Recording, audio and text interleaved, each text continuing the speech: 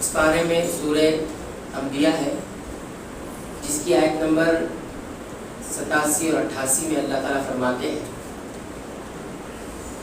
وَذَنُّونِ إِذْ ذَهَبَ مُغَاضِبًا فَظَنَّ أَن لَّن نَّقْدِرَ عَلَيْهِ فَنَادَىٰ فِي الظُّلُمَاتِ أَن لَّا إِلَٰهَ إِلَّا أَنتَ سُبْحَانَكَ إِنِّي كُنتُ مِنَ الظَّالِمِينَ فَاسْتَجَبْنَا لَهُ وَنَجَّيْنَاهُ مِنَ الْغَمِّ وَكَذَٰلِكَ نُنجِي الْمُؤْمِنِينَ۔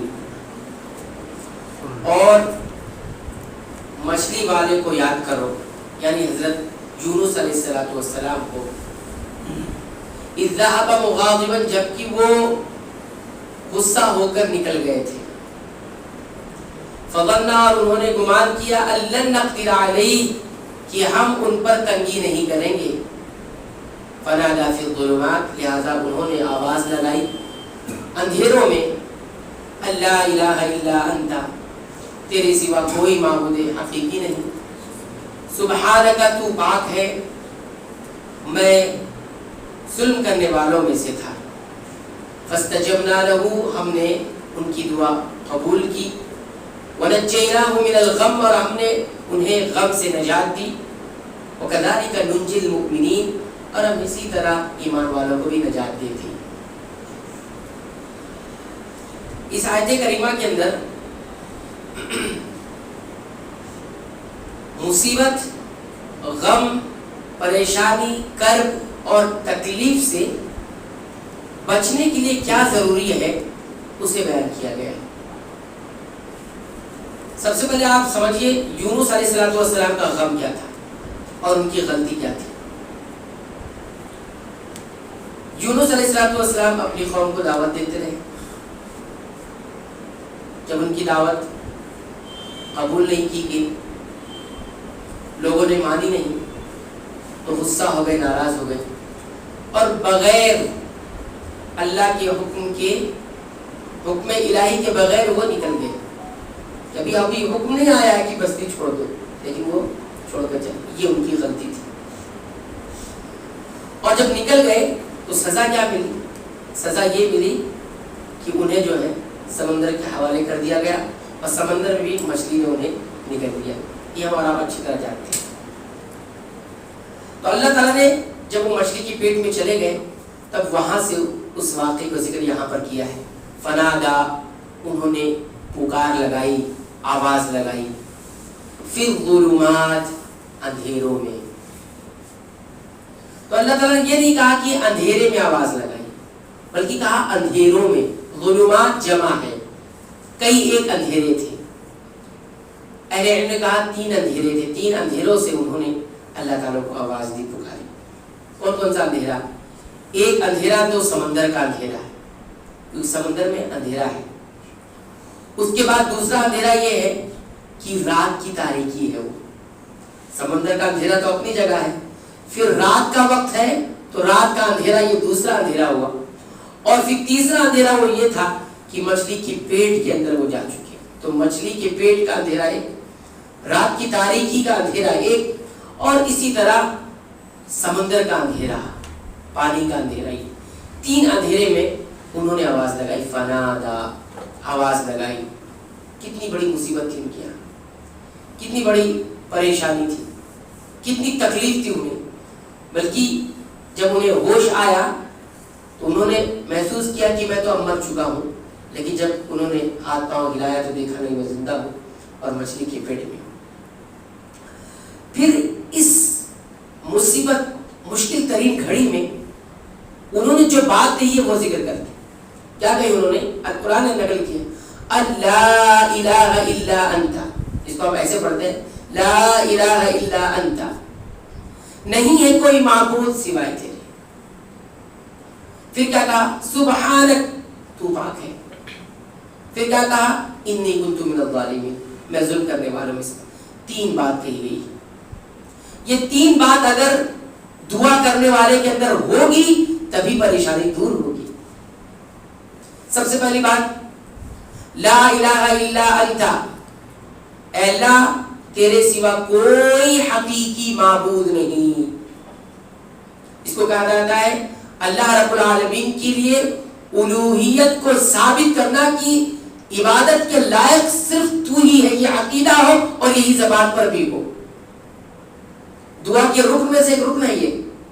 دعا مقبول کب ہوتی ہے؟ جب انسان کے اندر توحید ہو. تو لا الہ الا انت، یہ توحید بہت ضروری ہے. اگر یہ توحید نہیں تو کتنی بھی دعائیں مانگتے رہیں. لا الہ الا انت، تو پہلا وسیلہ کیا ہے؟ اللہ کو اس کی الوہیت کا وسیلہ دیا جائے. اللہ تو ہی معبود ہے، تیرے سوا کوئی معبود نہیں.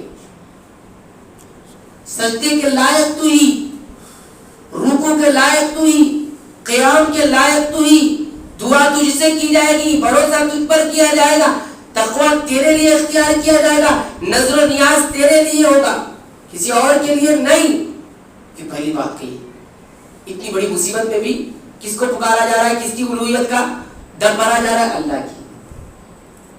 اور بدبختی آج کے مسلمانوں کی کہ مصیبت میں بھی اللہ کو نہیں پکارتے. یا علی مدد، نعوذ باللہ من ذالک، یا غوث مدد، یا عبد القادر جیلانی مدد. کہاں ہے قرآن میں؟ کس نے سکھایا؟ لا الہ الا انت.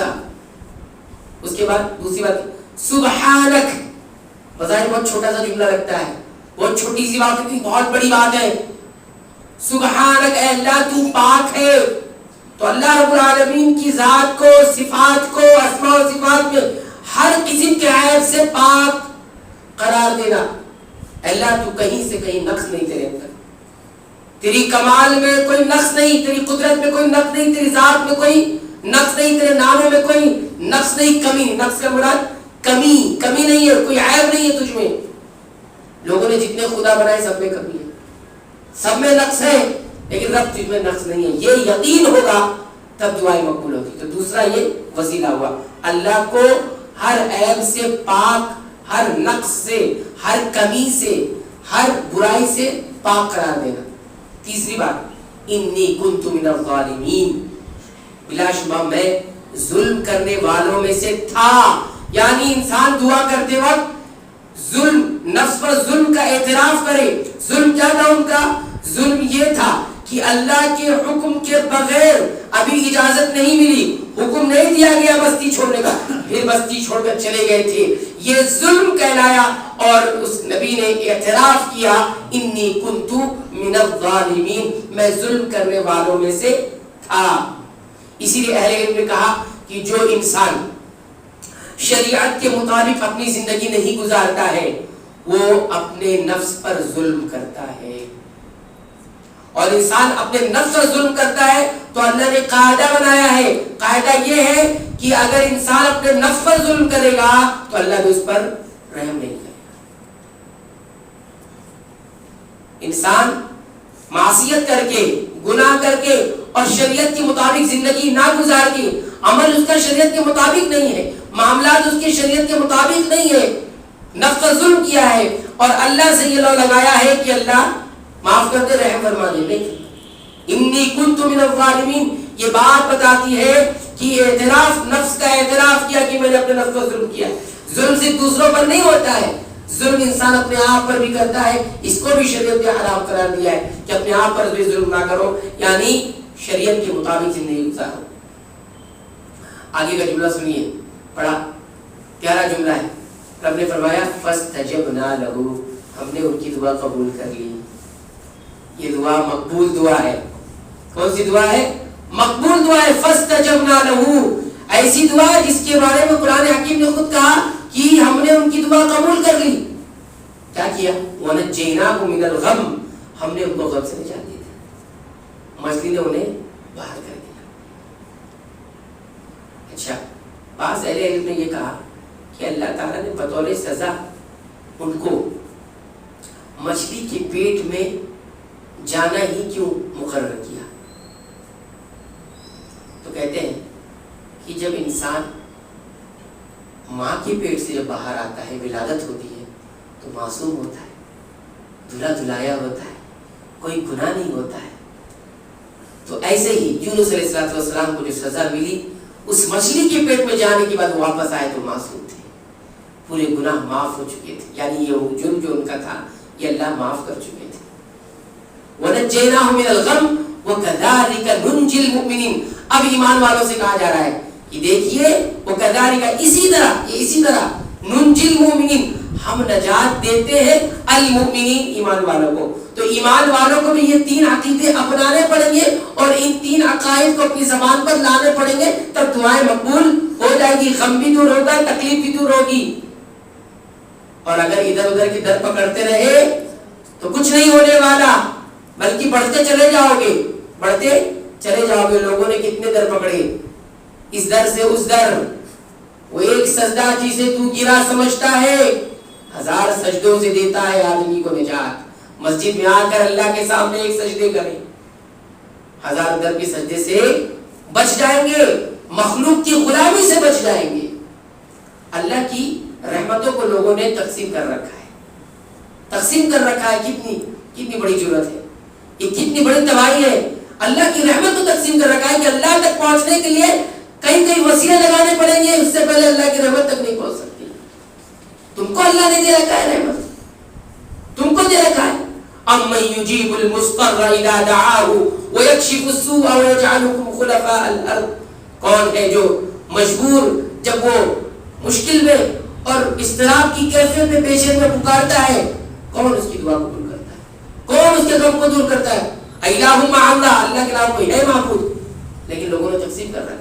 یہ کیسی غلامی ہے, یہ کیسا فراڈ ہے, یہ کیسا دھوکہ ہے جو امت نے اپنے سر لے لیا ہے.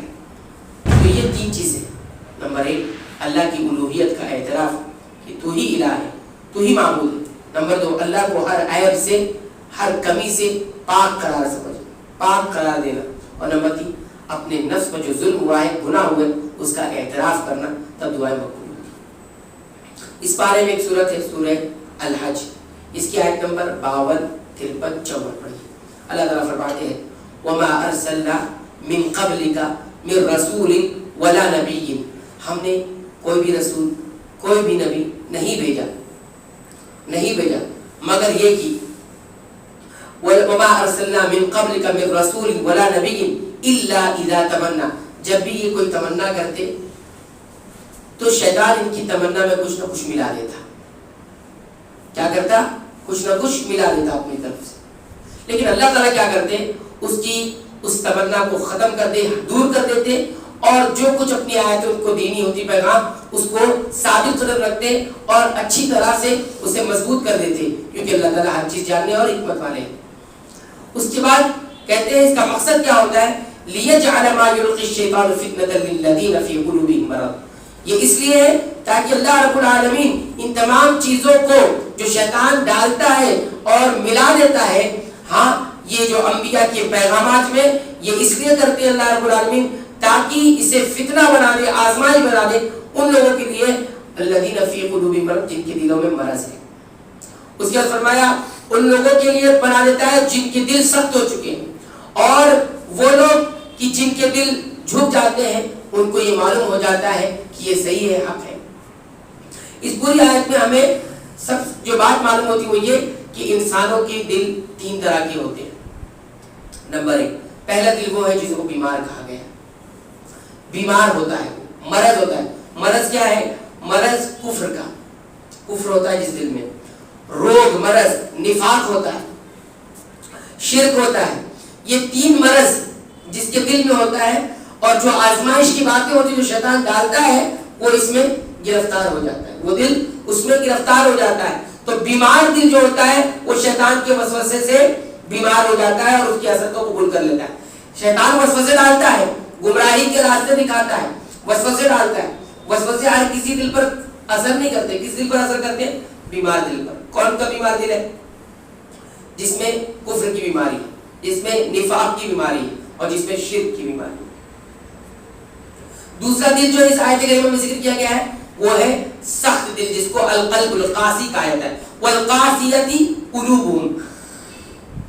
یہ دل کون سا ہے؟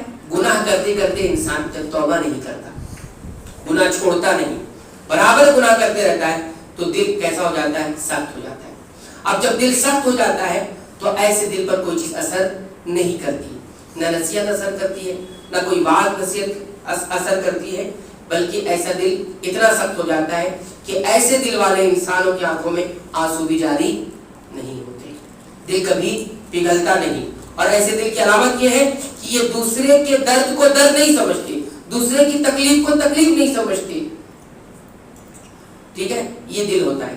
تو یہ گناہوں کی وجہ سے سخت ہو جاتا ہے. تو ایسا دل بھی جو ہے کیا ہے، آزمائی جب آتی ہے تو اس میں اپنے آپ کو سنبھال نہیں پاتا اور آزمائش میں پڑھ کر گمراہ ہو جاتا، تباہ ہو جاتا ہے. اور ایک آخری جو دل اس آیت کریمہ میں ذکر کی گیا ہے وہ ہے القلب المخبت، جھکنے والا دل. اللہ تعالیٰ فرماتے ہیں وَلِيَعْلَمَ الَّذِينَ أُوتُوا الْعِلْمَ أَنَّهُ الْحَقُّ مِنْ رَبِّكَ فَيُؤْمِنُوا بِهِ فَتُخْبِتَ لَهُ قُلُوبُهُمْ. ایسے دل جو ہوتے ہیں جھک جاتے ہیں. کیا ہوتے ہیں؟ اللہ کی بات آ گئی، ٹھیک ہے، جھک گئے اس کی طرف. رسول اللہ کی بات آ گئی، جھک گئے اس کی طرف. اس میں پھر چوں چرا نہیں کرتے ہیں، کوئی بہانہ تلاش نہیں کرتے ہیں، بلکہ اللہ اور اس کے رسول کی بات علم کی معرفت پر ان تک پہنچ جاتی ہے تو فوراً آمنا و صدقنا. یہ جھکنے والے دل ہوتے ہیں. ہم ان دلوں کو سمجھیں اور اپنے دل کا جائزہ لیں کہ کیا ہمارے دل ایسے ہی ہے. بہت سارے لوگوں کو اللہ کی بات بتائی جاتی ہے، رسول اللہ کی بات بتائی جاتی ہے، سنتیں بتائی جاتی ہیں، لیکن وہ ماننے کے بجائے، اس کی طرف جھکنے کے بجائے، اس کی طرف اپنے دل کو لگانے کے بجائے ادھر ادھر کے بہانے تلاشنے لگتے ہیں. ایسا نہیں ویسا کرنے، ایسا نہیں تھا ویسا تھا، یہ ساری باتیں نہیں. یہ دل قلب مخبت کی علامت نہیں ہے. قلب مخبت یعنی جھکنے والے دل کی علامت یہ ہے اچھا اللہ کی بات ہے بالکل صحیح ہے، رسول اللہ کی بات ہے بالکل صحیح ہے، ایسا ہی ہونا چاہیے اور ایسا ہوگا. یہ ہوتا ہے، یہ قلب مخبت فتخبت لہ قلوبہم. تو یہ تین طرح کے دل ہوتے ہیں. اس دل کو سمجھیے. ایک دل بیمار دل ہوتا ہے جس کے اندر کوئی زندگی نہیں ہوتی، اس میں روگ ہی روگ ہوتا ہے جو کفر نفاق اور شرک کا روگ بیماری ہوتی ہے. اور ایک دل جو ہوتا ہے سخت ہو جائے، گناہوں کی وجہ سے دل سخت ہو جاتے ہیں. بسا اوقات انسان بے چین ہوتا ہے نا، بے چین ہوتا ہے، گھبراہٹ وحشت ہوتی ہے. انسان سوچتا کیا ہو گیا، کوئی جنات پکڑ لیا ہے، کوئی سحر کر دیا ہے، کوئی جادو کر دیا. میرے بھائی کوئی جنات نہیں پکڑا، کوئی سحر نہیں ہوا، کوئی جادو نہیں ہوا، کوئی چھوا چھوت نہیں ہوا. کیا ہوا ہے؟ پریشان دل اس لیے ہو رہا ہے، گھبراہٹ اس لیے محسوس ہو رہی، آپ نے گناہ اتنے کیے ہیں کہ اس گناہ کی وجہ سے دل سخت ہو چکے. توبہ کریں، خوب توبہ کریں اور اپنی زندگی کا جائزہ لیں. کہاں کہاں ہم نے معصیتیں کی ہے، کہاں کہاں حق مارے، کہاں کہاں کس کا دل دکھایا ہے. بہت سارے لوگوں کا دل دکھا لیا جاتا ہے، وہ تو خاموش ہے، بدلہ نہیں لے رہا ہے، کچھ نہیں کہہ رہا ہے. زخموں جملوں کے ذریعے، باتوں کے ذریعے زخم پہنچائے جاتے ہیں. ایسی بہت ساری چیزیں سمجھ میں نہیں آتی اور پھر اس مظلوم کی آہ نکل جاتی ہے. اور جب مظلوم کی آہ نکل جاتی ہے تو انسان ایسی پریشان. بہت سارے کام انسان کی زندگی میں نہیں بنتے نا. میرا کام نہیں ہو رہا، میرا کام نہیں ہو رہا، میرا رزق کے دروازے بند ہو گئے، کوئی کام کرتا ہوں کام ہی نہیں ہو رہا. کیوں نہیں ہو رہا ہے کام؟ کیا اللہ ظالم ہے؟ کچھ رکاوٹیں ہیں جو کام نہیں ہو رہا. چلو اب بابا کے پاس چلتے ہیں، کام نہیں ہو رہا، کوئی بندش لگا لے. کون بندش لگائے گا؟ رزق پر کوئی بندش لگا سکتا ہے؟ رزاق اللہ رب العالمین کوئی بندش لگا سکتا ہے؟ بندہ خود بندش لگاتا ہے. کون بندش لگائے گا؟ کون جادو کرے گا؟ کون سحر کرے گا؟ انسان خود اپنی رزق پر بندش لگاتا ہے، کسی کی آہ لے کر، کسی پر ظلم کر کے اور کسی کا حق نہ دے کر کے. تو یہ سخت دل ہوتے ہیں جس کی یہ علامتیں ہوتی ہیں. یہ بھی غور کرنے کی ضرورت ہے. اور آخری دل جو بہت اہم دل ہے وہ جھکنے والا دل ہے، جو اللہ کی آیتوں پر جھک جاتا ہے، رسول اللہ کی آیتوں پر، رسول اللہ کی باتوں پر، سنتوں پر جھک جاتا ہے، شریعت کی باتوں پر جھک جاتا ہے. نہیں، صحیح بات ہے، ایسا دل پیدا کریں. رسول اللہ صلی اللہ علیہ وسلم کی سنتوں